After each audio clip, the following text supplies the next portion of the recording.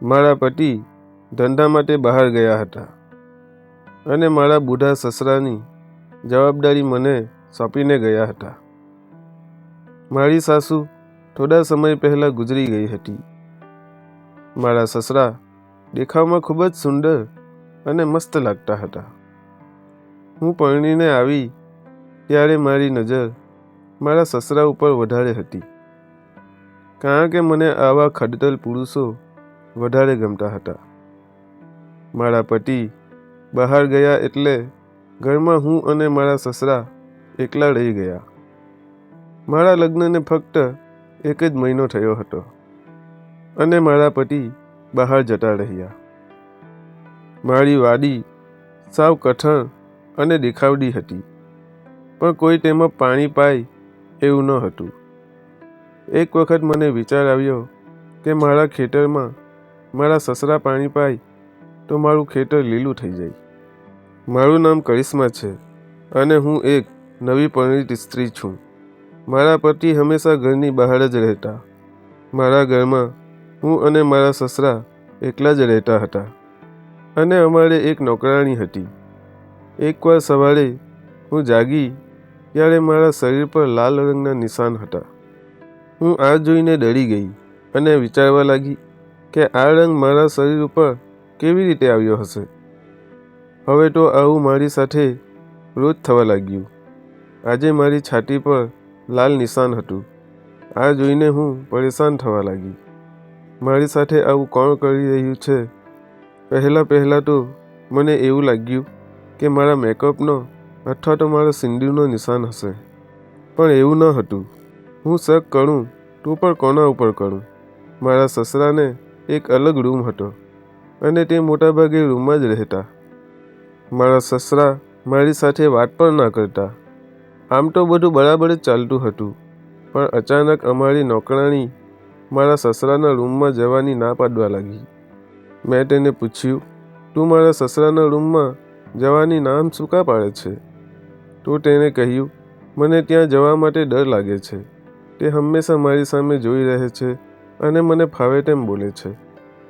મને તેની વાત સાંભળીને ખૂબ જ નવાઈ લાગી. મેં તેની વાત પર જરા પણ ધ્યાન ન આપ્યું. હવે મારી સાથે પણ કંઈક અલગ થવા લાગ્યું. મને સમજાતું ન હતું કે મારા રૂમમાં આવીને મારા પેટ પર, મારા હાથ પર, મારા પગ પર લાલ રંગ કોણ લગાવે છે? હું વિચારવા લાગી કે આખરે શું હોઈ શકે છે. એક દિવસ મેં ઊંઘવાનું ખોટું નાટક કરીને જાગતી રહી. થોડી વાર પછી મને ઊંઘ આવી ગઈ. ફરીવાર જ્યારે હું જાગી ત્યારે મારા શરીર પર ફરી લાલ નિશાન બનેલું હતું. હું મારા સસરાના રૂમમાં ગઈ તો મારા સસરા તેના રૂમમાં હતા. મારા હોશ ઉડી ગયા. હું ડરી ગઈ. મને તેના રૂમમાં જઈને તે ગુસ્સેમાં બોલ્યા, તમે મને પૂછ્યા વગર મારા રૂમમાં કેવી રીતે આવ્યા? હું આશ્ચર્યચકિત થઈ ગઈ અને ઝડપથી મારા રૂમમાં આવીને બેસી ગઈ અને મને મારા પેટ પર લાગેલા લાલ કલરનો વિચાર આવ્યો કે મારા શરીર પર લાલ નિશાન મારા સસરા કરે છે. આવું વિચારીને મને તેની તરફ નફરત થવા લાગી, પણ મન સ્વીકારવા તૈયાર ન હતું, કારણ કે તે મારા પિતા જેવા હતા. હું આવું કેવી રીતે વિચારી શકું? મને મારી આંખો પર બિલકુલ ભરોસો ન હતો, પરંતુ આ એક હકીકત હતી. એક દિવસ હું કામ કરી રહી હતી અને કામવાળી બાઈ રસોઈ કરી રહી હતી. મારા સસરા તેની પાછળ નોકરાણીને બરાબર અડીને ઊભેલા હતા. તે તેની ખૂબ જ નજીક હતા. મને લાગ્યું કે તે દિવસે આ બાઈ સાચું બોલી ગઈ હતી. પછી હું મારા સસરા પાસે ગઈ ને કહ્યું કે તમે રસોડામાં શું કરો છો? મારો અવાજ સાંભળીને તે ગુસ્સામાં બોલ્યા કે તમે ઘર સાફ કેમ નથી કરતા? આ જુઓ, ચારે બાજુ કેટલી ગંદકી છે. આટલું બોલીને તે તેના રૂમમાં ચાલ્યા ગયા. હવે મને મારા સસરાની નિયત પર શંકા થવા લાગી. હું વિચારતી રહી કે હું એની દીકરી જેવી છું, તો મારી સાથે આવું વર્તન કેવી રીતે કરી શકે?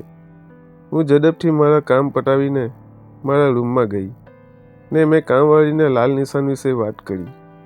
આ સાંભળીને તે મારી સામે જોવા લાગી અને મને કહેવા લાગી કે બેન, મેં તમને પહેલેથી જ કહ્યું હતું, પણ તમે માન્યા નહીં. મને શંકા છે કે તારા શરીર પર મેલી વિદ્યા કરે છે.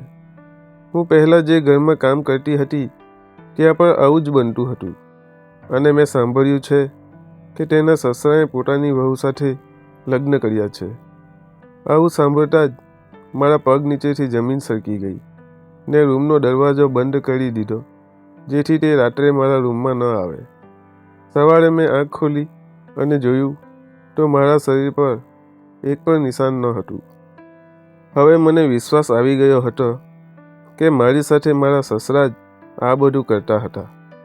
આ વાત હું મારા પતિને પણ કહી શકતી નથી, કારણ કે તે પણ મારી વાત પર વિશ્વાસ ના કરે. તેથી આ વાતને મારા દિલમાં છુપાવી રાખી.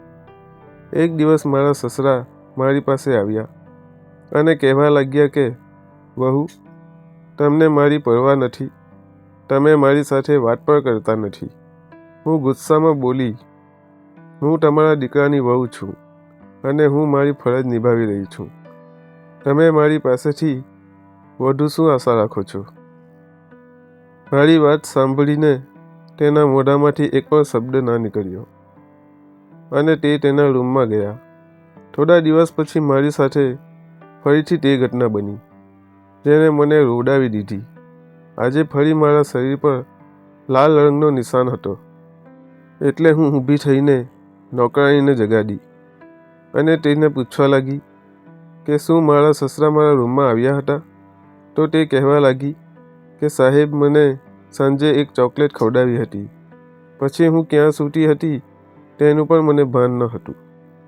આખરે મેં વિચાર્યું કે મારે આ વાતનું રહસ્ય ગોતવું જ પડશે. તેથી એક દિવસ મેં નોકરાણીને ગોળી આપી અને તેને મારા પલંગ પર મારી જગ્યાએ સુવડાવી દીધી અને હું જાતે નોકરાણીની જગ્યાએ જમીન પર ચાદર ઓઢીને સૂઈ ગઈ, જેથી હું મારી આંખોથી બધું જોઈ શકું. લગભગ રાતના 1 વાગ્યાના સમય હતો. ત્યાં મારા સસરા રૂમમાં આવ્યા અને મારા ખાટલા પાસે જવા લાગ્યા. હું અચાનક પાછળથી ઊભી થઈ અને લાઇટ ચાલુ કરી. મને જોઈને મારા સસરા એકદમ ગભરાઈને જોવા લાગ્યા અને તેના ચહેરાનો રંગ ઉડી ગયો અને તેની આંખો શરમથી નીચે કરી લીધી. મેં ગુસ્સેથી કહ્યું, બાપુજી, આ ઉંમરે તમે આ બધું કરી રહ્યા છો? તમે શરમ નથી આવતી? હું તમારી દીકરી જેવી છું. જો કાલે તમારા પુત્રને ખબર પડશે તો તે શું વિચારશે? મારી વાત સાંભળી અને તેના મોઢામાંથી એક શબ્દ પણ નીકળ્યો નહીં અને તેની આંખોમાંથી આંસુ પડવા લાગ્યા. તેથી ધીમેથી બોલ્યા, મારી ભૂલ થઈ ગઈ દીકરી, મને માફ કરી દે. હું શરીરની ભૂખથી આંધળો થઈ ગયો હતો, એટલે મને સંબંધની જરા પણ ફિકર રહી નહીં હતી. તે મારા પગે પડીને માફી માગવા લાગ્યા. તેને આવી હાલત જોઈને મને દયા આવી અને મેં તેમને માફ કરી દીધા, કેમ કે આ ઘરની વાત હતી અને આને બજારમાં લાવવી સારી ન હતી. તે જોવા પણ હતા મારા સસરા હતા. તે મારા પિતાની જગ્યાએ હતા. મિત્રો, વિડીયો પસંદ આવ્યો તો વિડીયોને લાઈક અને ચેનલને સબસ્ક્રાઈબ જરૂર કરજો. ફરી મળીશું એક નવા વિડીયોમાં. ત્યાં સુધી આવજો.